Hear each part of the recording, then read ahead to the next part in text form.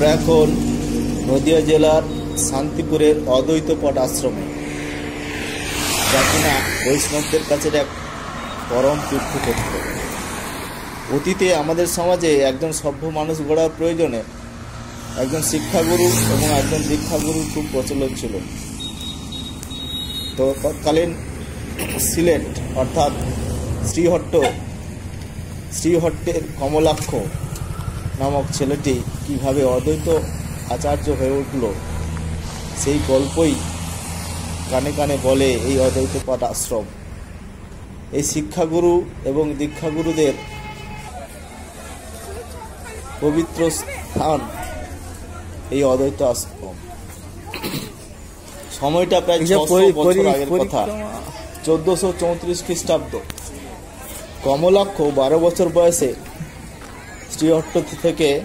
শ্রীহট্টের লাউড় পরগনা থেকে চলে আসেন শান্তিপুরে ন্যায়শাস্ত্র এবং স্মৃতিশাস্ত্র পড়ার জন্য। কমলাক্ষের শিক্ষাগুরু ছিলেন শান্ত বেদান্ত নবিশ নামক জনৈক অধ্যাপক এবং দীক্ষাগুরু পরবর্তীকালে হয়েছিলেন মাধবেন্দ্র পুরী।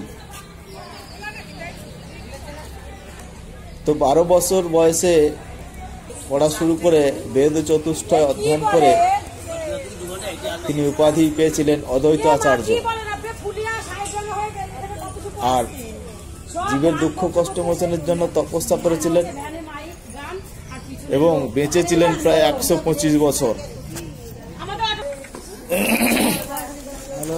গৌরাঙ্গ ওনার শিষ্যত্ব গ্রহণ করেছিলেন এবং বিখ্যাত শ্রী হরিদাসও তার শিষ্যত্ব গ্রহণ করেছিলেন। বর্তমান মন্দিরটি সেটি ওনার বংশধর শ্রী বিজয় কৃষ্ণ গোস্বামীর শিষ্যরা 1349 সালের 16ই বৈশাখ স্থাপিত করেন।